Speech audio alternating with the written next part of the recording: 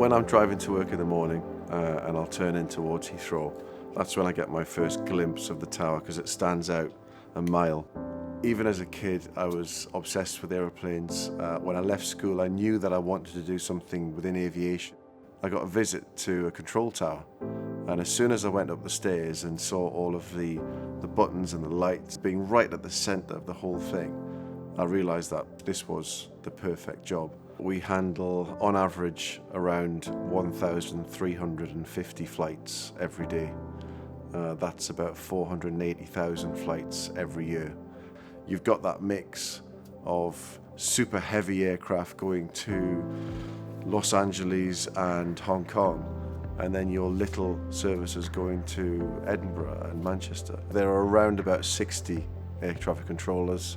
We're spread into 5 teams, we call them watchers. We have people from a whole range of different backgrounds. It's fantastic the way it just clicks together because of the way we've selected those people and we've got them in those positions. We've honed the procedures and we've developed the technologies to get to this position. The guys at Heathrow approach, they line the aircraft up perfectly. At about 8 miles from touchdown, they'll transfer them to Heathrow Tower. Our job then is to make sure that space remains as it should be all the way down the approach. And then when it's safe to do so, we can land the aircraft, get it off the runway very, very quickly to enable the next aircraft to land. There's something like 100 monitors in the control tower, a huge amount of data for the controller to assess very quickly. But then it's up to the controller to make the decision on what they should do. Today, the average delay per flight is a few seconds. So the advancements that we've made over the last 20 years, bearing in mind the volume of traffic that we now handle, is quite astonishing. The sky is the most important bit. We happen to live in a tiny little island, yet there are around 5,000 aircraft transit us every day. And we've got to make sure that the airspace above us can support that growth.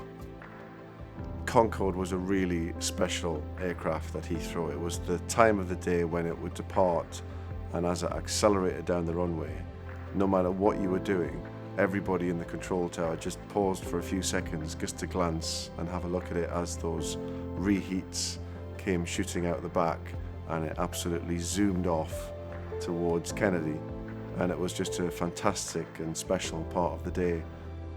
On the walk through Terminal 3 towards the control tower, you'll often walk past this whole string of aircraft parked up along one of the piers, and hundreds of people boarding these flights to New York and Tokyo and Johannesburg. And then you're walking past them thinking, in about 20 minutes, I'm going to move your airplane from the gate to the sky. And you get in the control tower and then you make it happen. For someone like me who just likes airplanes, it's just an absolute dream job. I absolutely love it.